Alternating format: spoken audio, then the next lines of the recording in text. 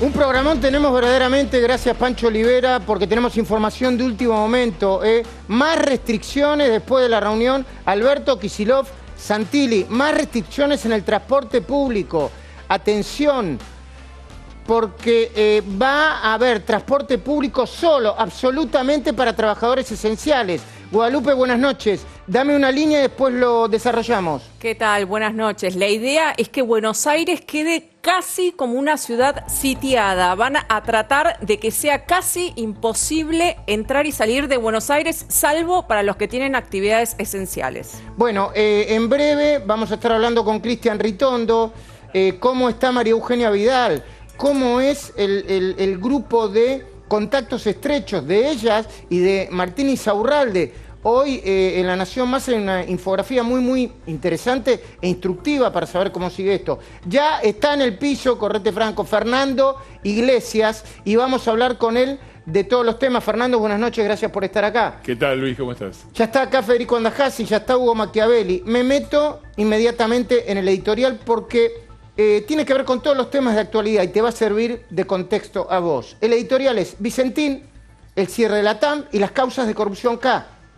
Y el concepto es, Jorge Lanata tiene razón, Cristina solo podría zafar con un indulto. Repito, solo podría zafar con un indulto. Lo dijo ayer Jorge Lanata en el programa de Alfredo Leuco. Dijo dos cosas que comparto plenamente. Una, la única manera, la única forma que tiene la vicepresidenta de zafar de todas las causas de corrupción es con un indulto. Otra no hay. Y dos, que va de la mano con esta, pero es muy pertinente. Ella siente que el reloj le empieza a jugar en contra. Por eso tiene a todos esos energúmenos alrededor apretando periodistas. Eso explica su desesperación. Eso explica el ataque de sus perritos falderos, incluidos los falsos rumores privados y personales contra muchos periodistas que informamos lo que pasa.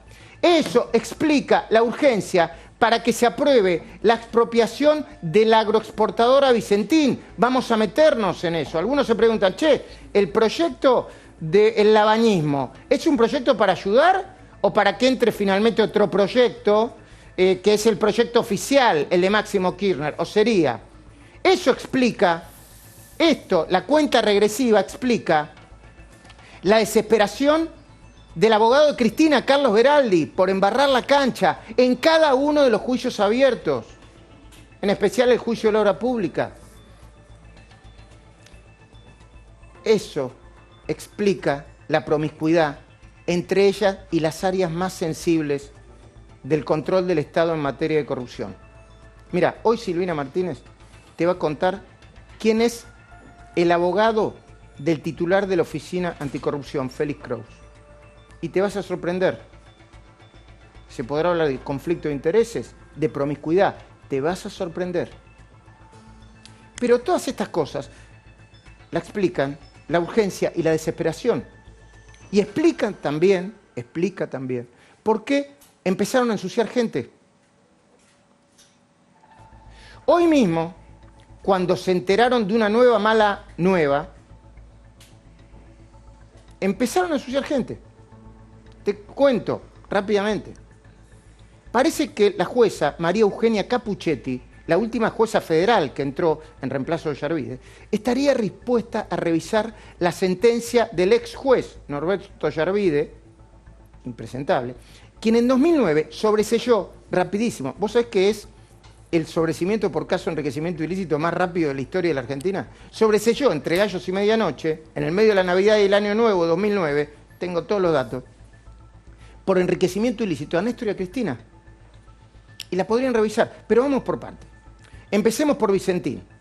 Hay algo que parece bastante claro. Si el proyecto de expropiación sale tal cual, lo presenta en el manual de guerra de Máximo Kirchner, que ayer te mostramos, el manual de guerra que repartió el Frente de Todo entre sus diputados, Argentina se va a acercar más a Venezuela, más a la Venezuela de Nicolás Maduro. Yo diría más de lo que jamás estuvo. Hoy hablaba con un kirchnerista y me decía, che, ¿cómo sabés que es un proyecto que...? Bueno, Ayer Rosendo Fraga, al que no se puede acusar de hacer análisis extremo, lo planteó bien. Es una prueba de laboratorio para el intento de radicalización de toda la economía y la política. Y si pasa, así como está, detrás de esto podría instalarse un nuevo orden político. Lo mismo se puede inferir sobre el intento no de chicanear, de pulverizar, intento de pulverizar, de hacer caer el juicio por la obra pública. Mira, ayer Silvina lo explicó muy bien, y yo no tenía este dato tan importante, lo voy a compartir con Fernando Iglesias también. Si se cae el juicio de la obra pública, Fernando Iglesias, si se cae ese juicio, se empieza a producir como un juego de barajas, ¿viste? Cuando se caen todos los... de dominó o de Jenga. ¿Te gusta el Jenga? Sí, porque es uno de los juicios de corrupción más potentes y claros, el de obra pública, y donde la prueba está más evidente. El trámite tiene a Cristina como procesada y acusada de ser una jefa de asociación ilícita. Pero si se cae eso, se empieza a caer otra causa, más clara, sencilla y rápida todavía, la causa unificada de los sauces y Otesur. Se cae, se cae. ¿Y por qué decimos que la más clara, la más pura, la menos contaminada? Porque a pesar de los esfuerzos de los chicos malos de Cristina, en esa causa, que tiene montones de evidencia, no se pudo encontrar ni de soslayo ningún operativo PUF, ni Pufito, ni Pufón. No hay topo de inteligencia, no hay arrepentido que jueguen de un lado para el otro. Es un expediente muy sencillo y muy contundente. No hay argumento o excusa que explique, mirá qué sencillo es, que explique, por favor, prestemos atención porque es sencillo. A ver, ¿cuál es el argumento o excusa que explica? Que el señor Cristóbal López pagaba por el alquiler de 2 departamentos de Cristina en Puerto Madero, en Madero Center, 3 veces más que el precio del mercado. Ni una, ni dos, 3 veces más. $31.000. Ese pago alquiler triplicaba el precio de mercado. Listo, listo. Tampoco hay argumento o excusa que explique, eso es los sauces y Otesur. ¿Por qué Lázaro Báez le pagaba a la familia Kirchner miles de millones de pesos por la explotación de habitaciones cuya ocupación simulaban? Como bien demostraron Margarita Stolbizer, Silvina Martínez y también nuestro compañero en La Nación, Hugo Alconadamón. ¿Te acordás cuando fue a hacer la investigación y se encontró con que inventaban todo? Pero cuando fueron a contar los jugos de naranja que efectivamente se consumían y las toallas que efectivamente las medialunas. Y las medialunas, no parecían. Tuvieron que invertir todo. Y fueron por distinta vía en distintos momentos. No es que había una asociación ilícita entre Hugo Alconadamón, Margarita y Silvina. Y ni siquiera parece atendible el delirio de una organización criminal en marcha para perseguir a Cristina Fernández. Hay una organización criminal en marcha para perseguir. Ella era la presidenta cuando la investigación del caso comenzó. ¿Con qué elementos la iban a perseguir? Y tenía mucho poder, La conclusión, entonces, es que en esta causa, Otesur y los sauces, la otra tampoco, pero en esta menos, no tiene cómo defenderse, ni zafar. Yo no soy juez, pero es muy difícil zafar de una condena segura. Ahora vayamos a la TAM. La idea de la TAM, líneas aéreas de LAM, Chile, en la Argentina, impacta pero no sorprende. Lo veníamos hablando con Guadalupe, con Federico, con otros economistas. Duelen, por supuesto, las casi 180 familias que se van a quedar sin trabajo. De nuevo, lo contrafáctico, ¿no? Mirá si hubiera pasado, mirá si hubiese estado gobernando Macri, con COVID o sin COVID, y se quedan 180 familias sin trabajo. ¿Qué hubieran dicho? Enseguida vamos a hablar de las razones con los especialistas, pero no deberíamos ignorar, obviamente, el contexto de la pandemia, claro que no, pero tampoco todos los palos en la rueda que le impidieron a LAM operar con una competencia como la de Aerolíneas Argentinas, que recibe miles de millones de dólares de subsidio del Estado, y enfrente LAM tenía todas las trabas del mundo y trabajaba a pura pérdida. No recuerdo los números de la pérdida, pero son... Sí, 325 millones de dólares desde el 2011 al 2020. Bueno, a pesar de que Viró dice, es mentira, eso tiene balance secreto.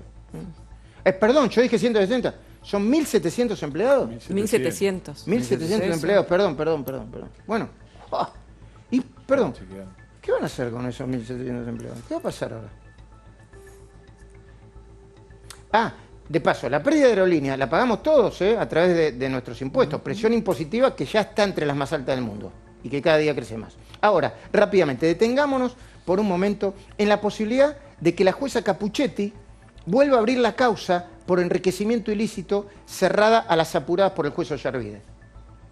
Ya sabés que el impresentable de Ollarvide, en la causa de los cuadernos, te lo recuerdo, declaró que Jaime Estiuso lo había agarrado del cuello. ¿Era Estiuso el que lo había agarrado del cuello o era otro, según Ollarvide? Sí, Estiuso.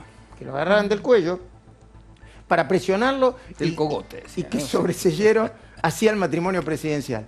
Pero tiempo después, Hugo Machiavelli y yo, Machiavelli está por ahí, ¿no? Hugo, buenas noches, ¿cómo va? Hola, buenas noches, Luis, acá estoy, claro, por supuesto, en el puesto, bien ubicado. Bueno, que te muestren, por favor, que si no pareces... Acá estamos, bueno, sí, acá Hugo estamos. Machiavelli y yo hablamos con Víctor Manzanares, el contador de la familia. Las cosas que contó Víctor Manzanares, dice, no, a mí me invitó masita de champán, Ollarvide. Yo no lo vi muy presionado. Víctor Manzanares, contador de la familia Kirchner y testigo arrepentido, que confirmó que el ex secretario privado de Kirchner, Daniel Muñoz, se había quedado no con 70 millones de dólares solamente en el exterior, con 130 millones de dólares de la corrupción. Escuchá, y mirá un compactito chiquito de Víctor Manzanares con un Hugo Machiavelli con nosotros. Fue consciente que cuando fue a Buenos Aires, porque se lo pidió Néstor Kirchner, lo llamó temeroso y le dijo, anda a solucionar el problema de mi declaración jurada por la causa de enriquecimiento ilícito. ¿Usted es consciente que se estaba metiendo en una causa y que había un delito ahí, que era la manipulación de una causa del juez que tenía que investigar? ¿Cuál es su mirada sobre eso? Mire, la situación tiene distintas visiones. Por un lado, que yo entendía que no había ningún tipo de enriquecimiento ilícito. Eso por un lado. Pese al verle en crecimiento patrimonial, usted no ve. Exacto. Pese a ver eso, no veía ilícito ahí. Exactamente. No, para mí no hay enriquecimiento ilícito. Lo que sí había una urgencia para sacarse ese problema de encima y sí, estar hablando con un juez de manera incorrecta, porque eso no era la forma. Usted pidió té con leche y le ofrecieron champán. Ya digo, como metáfora es, ¿no? Lo que pasa es que era las 5 de la tarde. ¿Qué va a pedir si hay masas? Me parece de ordinario tomar champán a las 5 de la tarde. Pero Ollarvide estaba preocupado en que se cierre esa causa, por eso lo manda a ver a los peritos, como para cumplimentar y rápidamente... Sí, la idea era sacarla. A ver, lo pusieron como perito de parte a Manzanares, ¿entendés? Que era el contador que tenía que demostrar que no tenía enriquecimiento ilícito. Perito de parte. Bueno, ahora la doctora Capuchetti pidió informes a la Corte, al Colegio de Contadores y a la magistratura para evaluar el desempeño de su antecesor Ollarvide. Así Capuchetti va a determinar si acepta o rechaza un pedido de la UIF del gobierno anterior, cuyos funcionarios solicitaron declarar nulo el sobreseimiento dictado por el juez. La investigación se activó porque, como diría Stolbizer, ya en esa época ni a Néstor ni a Cristina le cerraba el blanco. No le cerraba ni el blanco. Habían declarado que entre 2007 y 2008 aumentaron su patrimonio agarrate, 158%. Pero estaban flojos de papeles, como el mismo mandatario reconoció en su momento. Ni siquiera, y el contador también, ni siquiera los certificados de los plazos fijos tenían, que dicho sea de paso resultaron los plazos fijos más altos en intereses que se podía conseguir en todo el planeta. Dentro de la propia causa, el perito de la Fiscalía de Investigaciones Administrativas, Eduardo Blanco Álvarez, detectó que el matrimonio tenía más de 6 millones de dólares de la época sin poder justificar, es decir, sin respaldo documental. Ni con las propiedades, ni con la tarjeta de crédito, ni con los plazos fijos. No es que estemos obsesionados o llevemos adelante una guerra personal contra Cristina, es que las causas que pesan sobre Cristina no son papel pintado. No se las puede hacer desaparecer. De nuevo, la Nata tiene razón. De la única manera que Cristina Fernández puede zafar es a través de un indulto presidencial. Pero Alberto ya había anticipado que eso no iba a suceder. ¿O sí? Comprá en tiendasuperviel.com y te lo llevamos a tu casa.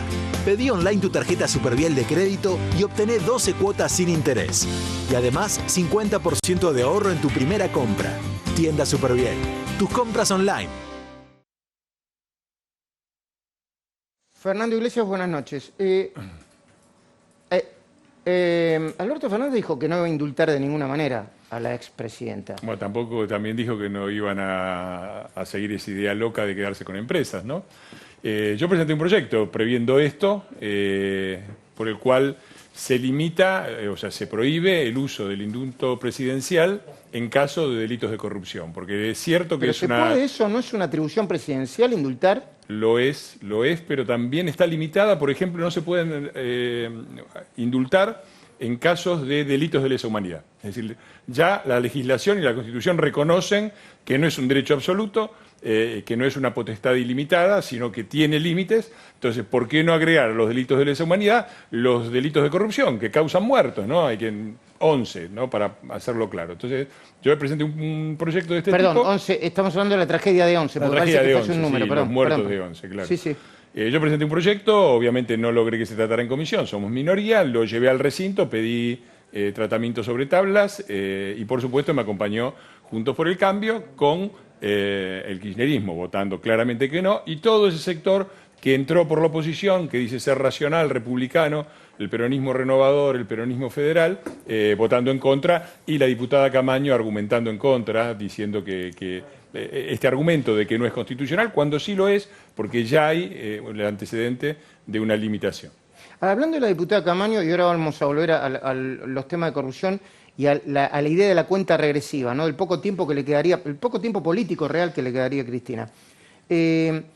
Hay quienes interpretan, yo hoy se lo pregunté a un diputado del Frente Cívico de La Baña, a exministro de Agricultura, no recuerdo ahora el apellido, pero ya me lo van a suministrar, que va a apoyar un proyecto alternativo al de expropiación de Vicentín. ¿Van a ser el caballo de Troya que permite...? No, ni le pregunto. Y sí, me temo que están buscando la forma, para empezar, los gobernadores, ¿no? Otros peronistas republicanos, para que entienda la federales. gente, ¿qué está pasando?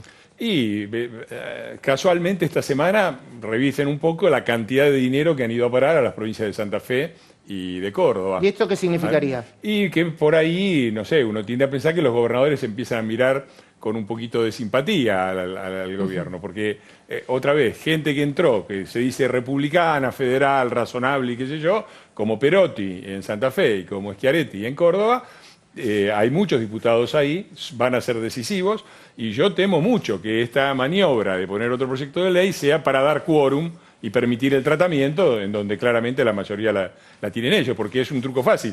Vos para lograr el quórum necesitas 129, pero para votar la ley no necesitas 129, porque ponele que haya 140 en el recinto, con 71 votos te alcanza. O sea que el punto decisivo para lo de Vicentín, como en muchas otras cosas, es el quórum, y ahí vamos a ver quiénes son verdaderamente quienes están en contra de los atropellos, de los abusos, de la violación de la propiedad privada, del federalismo y de la independencia de poderes, y quienes no. A ver, Fernando, para entenderlo bien, ¿puede ser que aún con proyecto alternativo los diputados labanistas terminen apoyando porque no puedan torcerle el brazo en el contenido del proyecto a la mayoría del Frente de Todos, o el Frente de Todos se salga con la suya así, teniéndolos como aliados, pero que dejen sentado que ellos no están de acuerdo con el proyecto? ¿Votan a favor en general y en contra en particular? El voto es relativamente indiferente. Como te dije, podrían, dependiendo de la cantidad de diputados que estén presentes, te puede alcanzar con mucho menos. Un ejemplo como el ejemplo que di, ¿no? De 129, vos tenés 140 en la sala, los demás se levantan, o qué sé yo, supongamos que haya 200, con 100 votos te alcanza, 100 votos tiene. El tema es cómo llegan al quórum, son 129, ellos tienen 118, tienen que sumar 11 y ahí pesan. Ramón y su grupo Los Panqueques, con los 3 traidores que se fueron de Juntos por el Cambio. ¿Quién es Ramón? Explicarle a la gente porque si no la el gente diputado se cree Ramón que de Mendoza. José Ramón, ¿no? José Ramón, un personaje mitológico, el del poncho. ¿Vos cuándo le decís el grupo de Los Panqueques? ¿Es una metáfora esto? Y son los diputados Anzaloni, Aisega y Ávila, 3 diputados que hicieron la campaña con nosotros, entraron por Juntos por el Cambio y se fueron al grupo de los Ramones. Bueno, lo podemos saludar a Cristian Ritondo y de paso preguntarle, primero lo saludamos a Cristian Ritondo. Guadalupe nos va a dar información sobre la reunión que acaban de tener Santilli, Kicillof y Alberto Fernández. Y Alberto Fernández, pero antes quiero saludar a Cristian Ritondo y preguntarle, primero cómo está la exgobernadora María Eugenia Vidal y qué información tiene. Cristian, buenas noches, gracias por compartir con nosotros en Mirá. ¿Qué tal? Buenas noches. La gobernadora está bien, hablé hace 15 minutos para ver cómo estaba, tiene millones de mensajes. La verdad que a partir de que había casos que se conocieron, que habían dado positivo en la provincia de Buenos Aires, algunos legisladores nuestros como Alex Campbell, requirió hacerse un testeo, le dio positivo, lo que hizo inmediatamente fue comunicarse con las personas que habían estado con ella en los últimos días, para que se hicieran también un testeo y que esto no se propague. Por otro lado, está aislada en la casa. A Enrique, su pareja, le dio positivo, como todo el mundo sabe. Los hijos no estaban con ella, estaban con el papá hace una semana, con lo cual ahora tiene que seguir con el protocolo que es en su casa, con los cuidados médicos y cuidándose más que nada. Perdón, Ritondo, obviamente usted no es médico, pero que ya tiene la información. Teníamos entendido que había perdido el gusto, que es uno de los síntomas que tiene el COVID. La pérdida de olfato y de gusto en un altísimo porcentaje de los contagiados. Más que nada fue por lo que venía ocurriendo. Sí, está más cansada, pero no está bien. Yo la verdad que hablé hace 15 minutos, habíamos mensajeado durante hoy de la tarde. ¿No sabe si perdió efectivamente el gusto, perdón? No lo sabe. No, me lo dijo, me dijo que estaba bien, que ella era asintomática, pero que a partir de que habían aparecido cierta cantidad de casos y que ella había tenido contacto con eso, decidió hacerse el hisopado. Por suerte, muchos de los que estuvieron con ella dieron negativo, como es el caso de Horacio, el caso de Martín Lustó, de Emilio no sé, pues hasta las 6:30 todavía no había tenido el resultado, y sé que Fede Salvay y Carolina Stanley también dieron negativo. Bueno, Cristian, antes de compartir con Fernando Iglesias, Guadalupe Vázquez, ¿me contás la información precisa de esa reunión que fue clave y que, insisto, me parece que va a implicar, Guadalupe, bueno, lo dijiste acá, ¿qué dijiste? Como una especie de sitio, Sí. van a cortar hasta lo mínimo el transporte público. Solo para actividades esenciales va a ser el transporte público, pero también van a aumentar los controles para los vehículos particulares para tratar de desalentar lo más que puedan el ingreso a la ciudad de Buenos Aires. A partir de las 0 horas del viernes caducan los permisos que se habían dado hasta el momento. La gente va a tener que volver a tramitar y los únicos que van a poder viajar en transporte público son los que realizan actividades esenciales.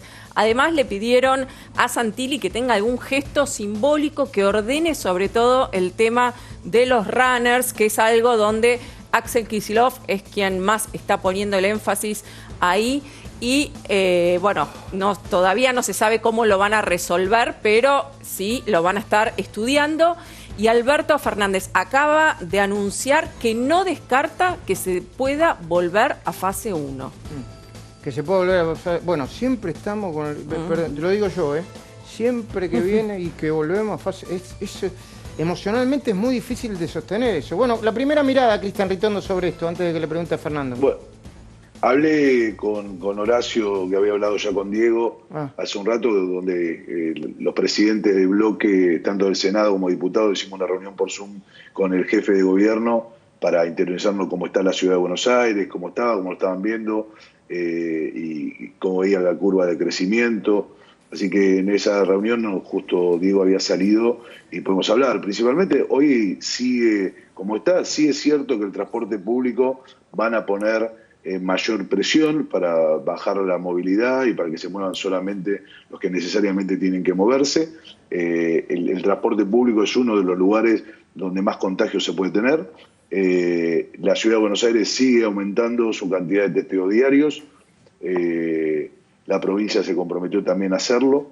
En la ciudad, salvo que haya un cambio, se va a seguir con el mismo ritmo y con las mismas... Entiendo. Bueno, perfecto, lo paso a los temas políticos. Además, les anticipo que enseguida vamos a hablar con Silvina Martínez hay un dato tremendo. El titular de la Oficina Anticorrupción tiene el mismo abogado que lo va a completar Silvina Martínez. Cuando estemos con ella, ya estamos con ella, pero primero quería charlar con Ritondo y con Fernando Iglesias. Hablemos de Vicentín. Saludo al jefe, ¿no? Muy bien. Jefe de bloque. Hablemos de Vicentín, No sé, hablemos de Cristian Vicentín, del proyecto Vicentín, el proyecto original de Vicentín. Bueno, mirá, me nombrás 2 causas penales. Presentamos una con varios diputados, Enrique, por Oficina Anticorrupción, justamente porque sacaron a la Oficina Anticorrupción justamente de las causas OTESUR y anexos, ¿no? Una denuncia penal. Y otra que presentamos también con Enrique, Wolf y varios diputados contra el presidente de la República por esta locura. Lo de Vicentín es una locura, está claro que abre la puerta a un desastre y me parece que no es casual que esto de que avanzan sobre estas cosas y se van las empresas. No va a quedar nada en la Argentina. ¿Vos decís que Vicentín es una cara de la moneda y la TAN es otra?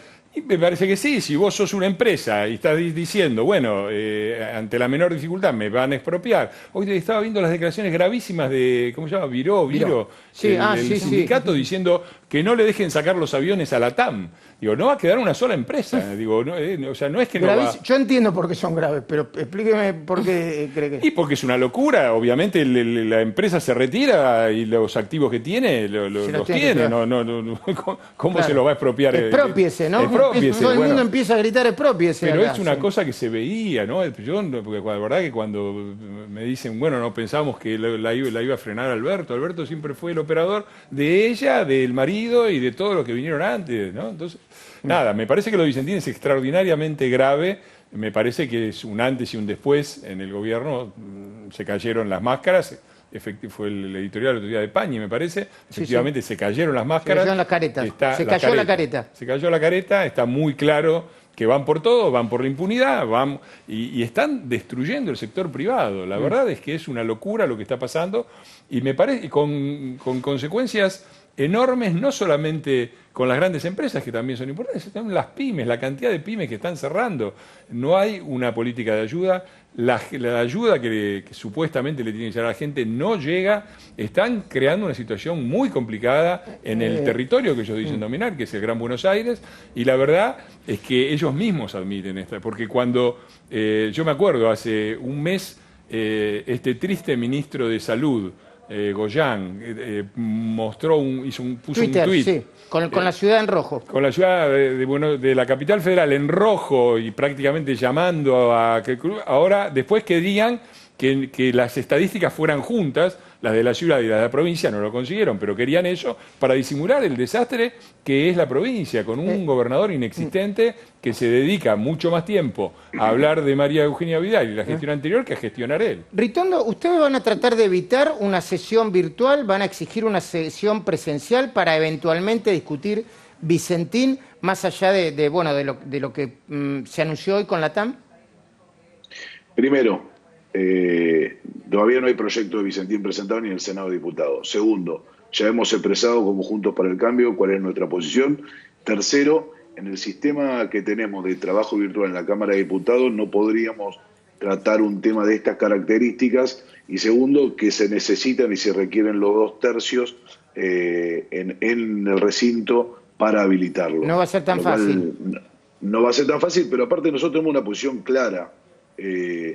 Lo que falta en fijar posición, por ejemplo, recién el diputado de Iglesias, Fernando, decía, Ramón, los diputados de Ramón en Mendoza se opusieron y sacaron un comunicado poniéndose a la posibilidad de expropiación. Y aparte somos claros, solo podemos ser conscientes de la pandemia de los argentinos. Ahora no queremos agregarle una incertidumbre más, porque esto no solamente es el tema de la gente del campo, los que le venden, los que le proveen, las cooperativas, el pueblo, sino la incertidumbre se da en todas las empresas. Nosotros vamos a salir de esta pandemia con muchas empresas con grandes problemas, muchas que van a necesitar la ayuda del Estado, y el Estado debe ayudar a recuperar esas empresas que son las que pagan impuestos siempre, que son las que tienen trabajadores en blanco. No le agreguemos más incertidumbre a los argentinos, es lo peor que podemos hacer. Nosotros estamos dispuestos a discutir medidas que ayuden a los argentinos a salir adelante. Lo que no estamos dispuestos es a renunciar a nuestros valores. Y una expropiación de esta característica va en contra de nuestros valores y contra los valores de los argentinos.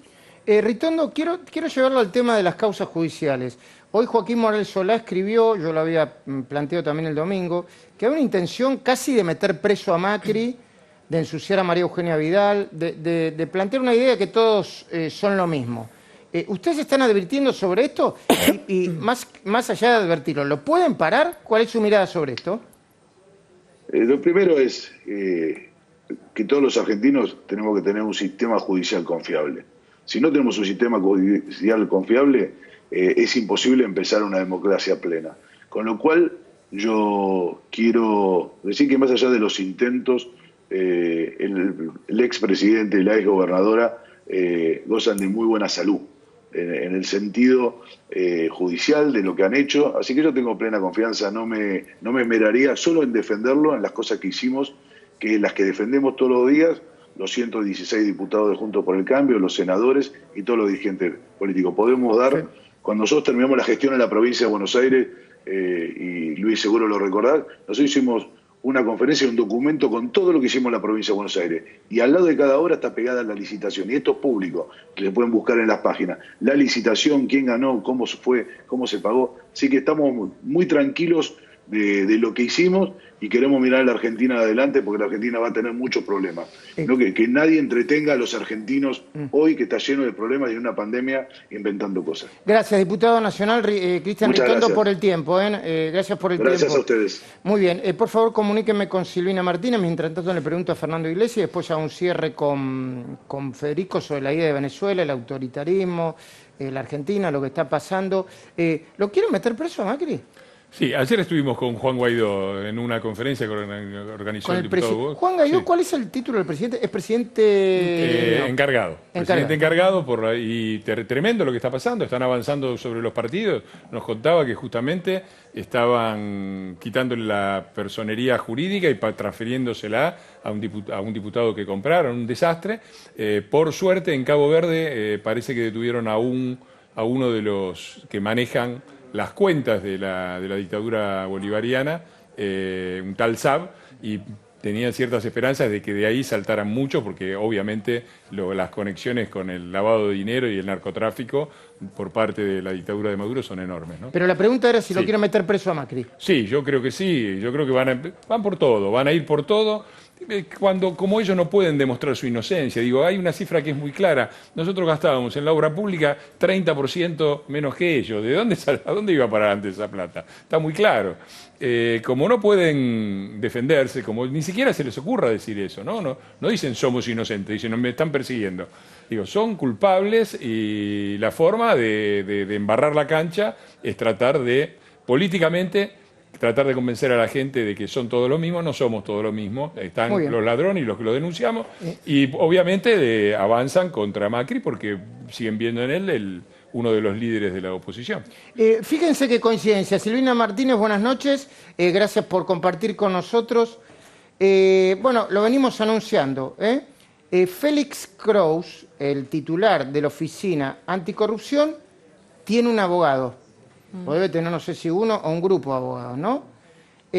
Claro. Adivinen ustedes de quién, además de Félix Kraus, titular de la Oficina Anticorrupción, es abogado, el abogado de Félix Kraus. Espere, ¿quiere que hagamos una trivia? Que tiene 3 iniciales.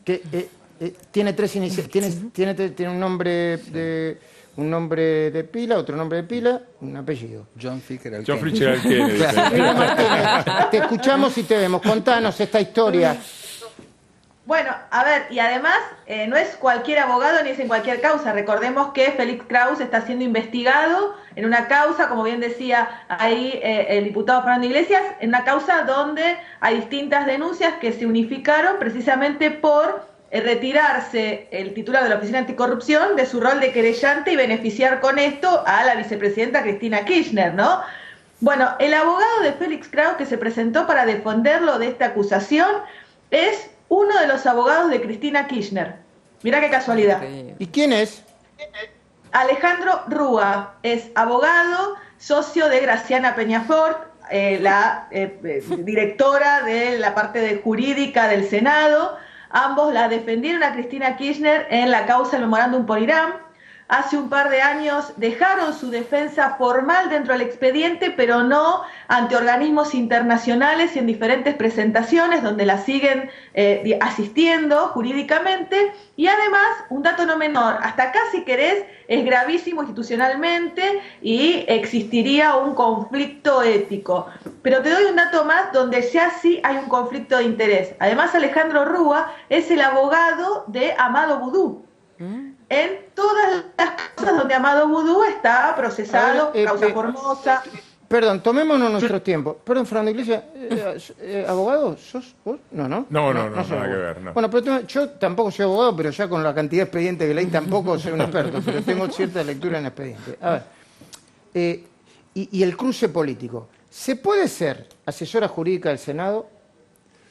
De que el Senado es un cuerpo que representa a la defensa de los intereses de la provincia, ¿no, Fernando Iglesias? Así es. Bueno.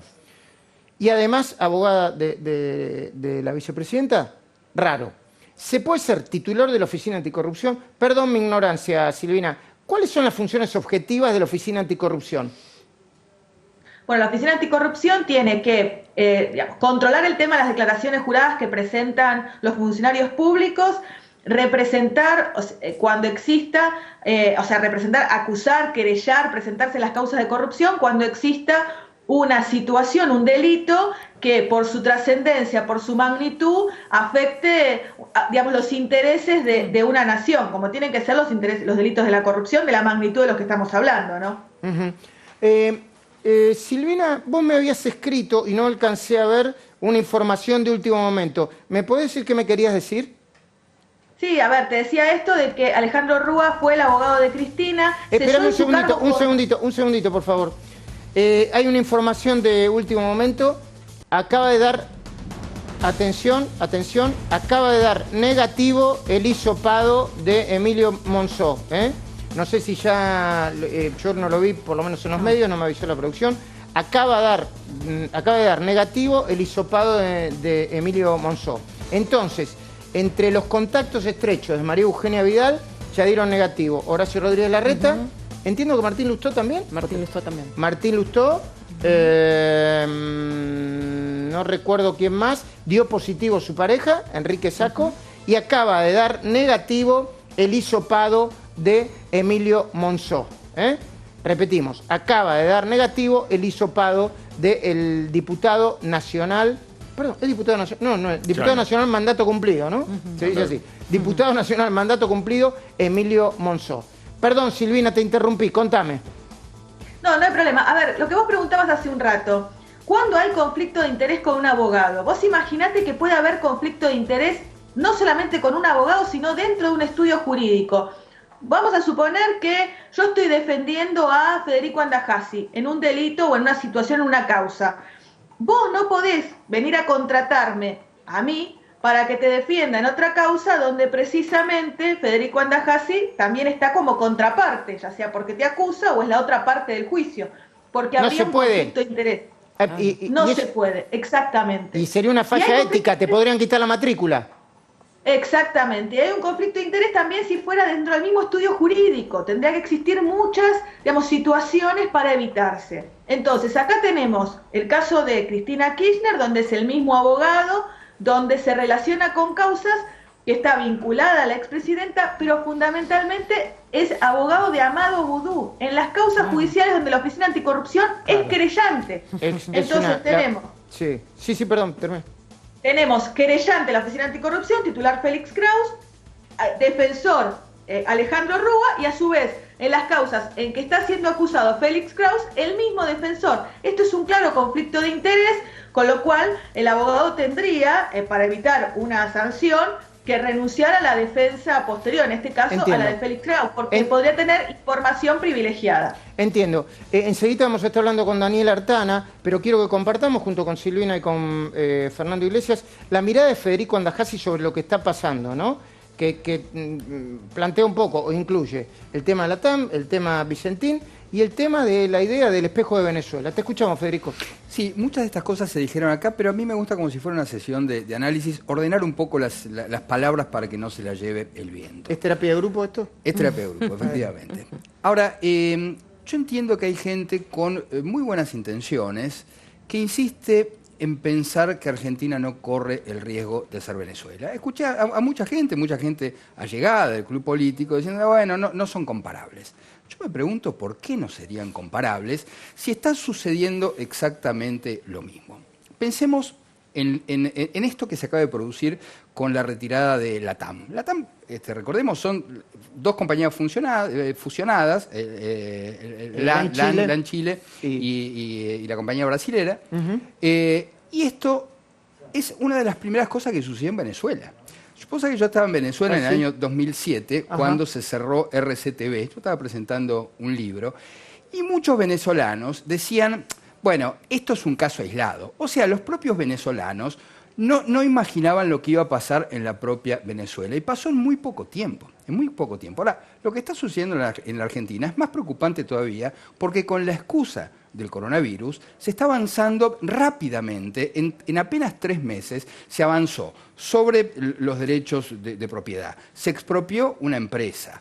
Se están retirando las empresas de aviación por esto que se dijo acá. O sea, Viro, que es húngaro, Viro porque es húngaro, acentuado en la primera sílaba. Perdón. Decía, no es Viro. Viro. No, Viro. Está bien.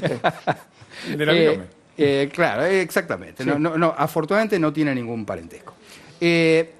Dijo que había que expropiar los aviones de la empresa. O sea, no conformes con la expropiación de Vicentín, ahora se quieren quedar con los aviones. Está sucediendo exactamente todo lo que pasó en Venezuela, pero en muchísimo menor tiempo. Así que cuidado, porque los que decían no va a pasar nada eran los propios venezolanos, yo me acuerdo perfectamente. Y cuidado, porque estamos muy cerca de que la Argentina sea Venezuela. La terapia de grupo ha sido concluida. Bien. Terminó su hora. Hugo Machiavelli, enseguidita con ¿qué pasa con los bienes de la corrupción? ¿Se recuperan o no? Pero quería, antes de ir a Hugo Machiavelli, ir a la mirada de Fernando Iglesias sobre esto. Algunos dicen, no vamos a llegar a ser Venezuela. No, todavía no somos. Bueno, mirá, yo no quiero, después me van a acusar de comparar cosas incomparables, pero todas entonces comparemos cosas comparables. Bueno, pero todas las historias de los totalitarismos empiezan de lugares ridículos. Un tipo en la cervecería de Múnich, un loquito suelto y mirá cómo terminó. Digo, yo no digo, obviamente, pero siempre. El problema es, ¿en qué momento pasa esto? Porque muchos dicen, no, bueno, está bien, pero Hitler o Mussolini, ¿en qué momento se hizo fascista Mussolini? A ver, ¿cuándo fue? Porque si vos no lo parás, llega hasta ahí, ¿no? Es un proceso, fue progresivo. El desbarrancamiento de Venezuela, como lo fue el de todos los regímenes que llegaron a sistemas totalitarios. Entonces acá el problema es, digo, yo me acuerdo, en el 2008 nosotros denunciamos, yo soy uno de los firmantes de la primera denuncia de Elisa Carrió. De la denuncia de Carrió, y nos decían apocalípticos, están locos, no tienen pruebas. Ahora, no teníamos pruebas, es cierto que no teníamos las pruebas, ni las posibilidades de tener pruebas, pero después apareció en la causa de los cuadernos con una descripción minuciosa de los mismos actores que habíamos denunciado. Habíamos denunciado a Jaime, a Devido, que Devido era el cajero. Bueno, ¿qué tiene que pasar para que una sociedad reaccione? ¿Qué tiene que pasar? ¿Cómo? Digo, son cosas simples. Digo, uno habla no con suecos, con uruguayos, con chilenos, con españoles, con italianos, y dice, ¿cómo votaron esa gente? ¿Cómo es que la Argentina sigue votando ladrones? Es una buena pregunta. Los Haroldos, vinos finos con Ángel. Los Haroldos Estates, mucho más de lo que esperás.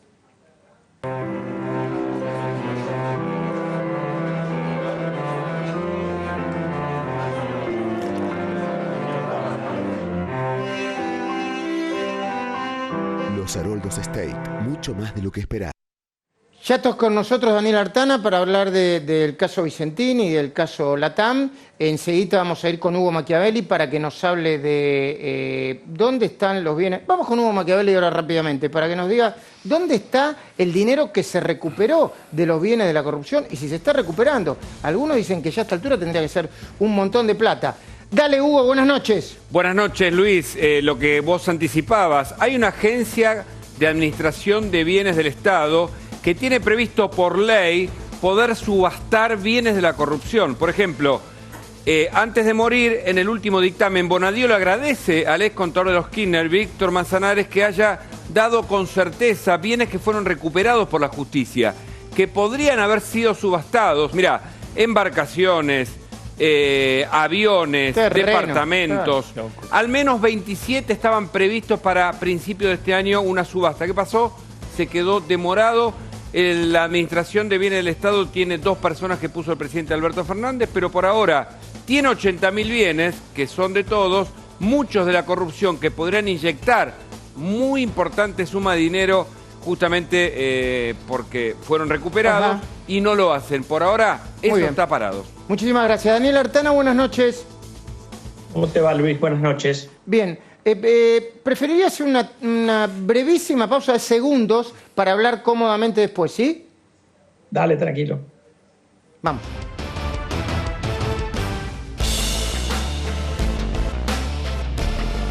Daniel Artana, ¿es sorpresivo y se le puede echar parte de la culpa al COVID de la ida de la TAM de la Argentina? Bueno, en parte sí, las aerolíneas son uno de los sectores más golpeados en todo el mundo. Ahora, en el caso argentino, además de que prácticamente no tenía posibilidad de generar ingresos, no hubo en su momento un acuerdo con los sindicatos y seguía pagando sueldos al 100%, lo cual obviamente generaba una situación de una pérdida. Recordemos que la TAM, por lo menos en lo que ha trascendido en los medios, es una compañía que venía perdiendo plata en los últimos años. Así que en alguna medida se tomó esa decisión, quizás porque se ve que la situación va a ser compleja hacia adelante. La verdad que no sé bien qué es lo que motivó a la empresa a hacer esto, pero para la Argentina es una muy mala noticia. Bueno, las explicaciones de la empresa era que las operaciones eran muy deficitarias en los últimos años y ya no se podían sostener. Al contrario, se van de la Argentina y empiezan a aumentar rutas internas en Brasil. Eso es lo que informa oficialmente la empresa. Bueno, lo que pasa es que lo que por ahí no dice es que en la Argentina era un mercado muy competitivo, pero con un competidor que era Aerolíneas Argentinas, que además de ser la empresa líder, recibía un platoducto desde el Tesoro que le financiaba ese déficit. Entonces, como que tenía alguien que ponía plata, que lo pagábamos entre todos nosotros, y eso generaba, si uno quiere, una suerte de competencia desleal. La mala noticia, yo creo, lo más grave de esto es que obviamente el efecto no se restringe nada más que a lo que tenga que ver con la TAM en sí. La falta de competencia, la reducción de competencia en ese mercado, lo que va a hacer es generar, seguramente, cuando no hubo esa competencia, las tarifas aéreas eran mucho más caras. Esto va a afectar negativamente el servicio al turismo externo, a todas las actividades o provincias que dependen mucho del turismo. Así que en realidad es una muy mala noticia para todo el interior del país. Artana, la TAM es la contracara u otra cara de la moneda del intento de expropiación de Vicentín. Bueno, no diría la otra cara de la moneda, porque en este caso, por ahora, lo que tenemos es una empresa que decide retirarse y, habrá que ver qué es lo que pagará sus pasivos y se irá. En el caso de Vicentín, yo creo que la cosa es, hasta diría, más grave, porque en realidad todos los argumentos que ha dado distintas personas del gobierno para justificar la propuesta que todavía no se envió de expropiación están todos mal. Se habló de soberanía alimentaria en una empresa que exporta básicamente derivados de la soja, en su mayoría. Así que a menos que a nosotros nos preocupe si vamos a tener, a los que nos gusta el sushi, tener soja para poder ponerle, en realidad es un argumento ridículo de soberanía alimentaria. Después se ha hablado de tener una presencia argentina en el sector cuando hay otras empresas de capital nacional, incluso una cooperativa que era más grande que Vicentín. Es decir, en general podemos revisar uno por uno todos los argumentos, pero en general son falaces, ¿no? Entonces, ha generado un daño bastante importante porque cuando uno no tiene una buena explicación de por qué, en este caso el gobierno, de por qué toma la decisión que toma, todo se vuelve muy confuso. Y eso aumenta el riesgo y genera un efecto negativo sobre otras personas u otros inversores que estuvieran evaluando en algún momento, post pandemia, invertir en la Argentina. ¿Y tuvo alguna repercusión la noticia de Vicentín y ahora la de la TAM en este endurecimiento que se está hablando de los bonistas?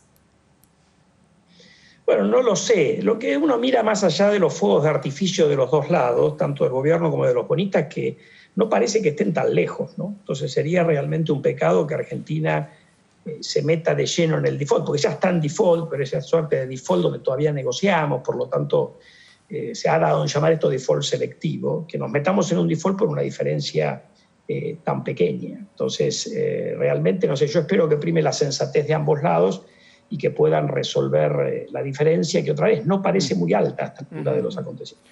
Artana, venimos con Martín Tetaz, con Guadalupe, con todos los que estamos acá, analizando los datos de la macroeconomía, que obviamente van a impactar y mucho están impactando al ciudadano de a pie. Podemos hablar de cierres de empresas cuyo número claro no se tiene, empresas pequeñas, medianas, se ven en las redes sociales todos los días, cierran desde kioscos hasta empresas de indumentaria, etcétera, etcétera. En los shopping se estima que el 20% de los locales van a cerrar. Bueno, se está hablando de 15.000 empresas pequeñas y medianas ya cerradas. El impacto, no hablemos ni de cuentapropismo, ni de los cuentapropistas, el IFE que nos llega a un montón de gente. A fin de año, ¿se va a parecer mucho el fin de año, esperemos que después de la pandemia, con diciembre de 2001 en términos de índice de variables económicas? Mira, nosotros estamos proyectando que la economía este año va a caer entre 10 y 11%. Con un segundo trimestre, que es este que estamos transitando, una caída mucho más fuerte, del entorno de 16. Ahí esto supone que uno no retrocede mucho en términos de la flexibilización que se ha ido dando en algunas actividades económicas. Recordemos que en abril los datos de industria fueron en algunos sectores catastróficos y a partir de ahí empezaron a abrirse algunas actividades. Por eso es muy importante que uno no vuelva para atrás en esto, más allá del anuncio que ha hecho el presidente hoy, que por ahí no termina siendo en la práctica hacer ir para atrás a algunas actividades. Ahora, es una recesión tremenda y esa recesión obviamente va a tener consecuencias negativas sobre los niveles de empleo y sobre la calidad de vida de todos nosotros. Lo importante, me parece a mí, es que en la fase de recuperación uno pueda recuperar lo más rápido posible. Entiendo. Y si Argentina se mete en default o si seguimos insistiendo desde el gobierno con ideas sin fundamento como la de Vicentín, la recuperación va a ser mucho más compleja que la que puedan tener otros países que no incurren en estos errores. Artana, gracias por el tiempo. No, a ustedes por llamarme. Bueno, y Fernando Iglesias, la caída de la economía también inicia la cuenta regresiva del apuro de Cristina por romper todo antes de que esto se consolide. No me contestes ahora, por favor, segundos. Fernando Iglesias, como dijo Jorge Lanata, empieza a correrle para atrás el reloj a Cristina y por eso están sucediendo todas estas cosas. Mira, yo creo que es un buen análisis. Yo creo que eso es el pacto central de este gobierno. ¿Qué constituye este gobierno? Es un pacto por el poder y por la impunidad. Está muy claro. Y está muy claro que ahí hubo compromisos. Digo, nadie puede ser ingenuo. Digo, las cosas que dijo Alberto antes, cuando todavía no lo habían nominado a presidente, o mejor dicho, a vicepresidente a cargo de la presidencia, porque eso es lo que es, fueron terribles. La declaración de él pública diciendo que él, como jefe de gabinete, no se había enterado, no sabía de la corrupción de Néstor y Cristina, está en todos los diarios. La acusación a Cristina por el tema del pacto de Irán y del memorándum con Irán y el pacto de impunidad con Irán. Ahora, es de la semana pasada, hubo una denuncia, yo no sé si fundada o no, porque no tengo los datos, de un agente del Mossad, diciendo que hay una relación directa entre la muerte de Nisman y documentos que tuvo Nisman justamente esa semana y que lo hicieron volver desde España con datos de cuentas del dinero que habría recibido, no lo sé, habría recibido Lo que digo es, ¿cómo pasa desapercibido en una opinión pública un dato así? Eso sería un escándalo que en cualquier país duraría meses. Pasó desapercibido, 2 o 3 días. Gracias por ese es el problema. Sí. Cuando uno abre la puerta a los corruptos y a los autoritarios, después es difícil parar. Gracias por haber venido al piso, Fernando Iglesias. Gracias, Guadalupe. Gracias, Fede Andajasi. Gracias, Hugo Machiavelli. Gracias a todos ustedes. Nos reencontramos mañana a las 9 de la noche en Mirá. Y no te vayas porque viene el gran Willy Cohen para presentarte Tú, Somos Nosotros. Son ellos, pero el programa se llama Somos Nosotros. ¿Se entendió? Radio.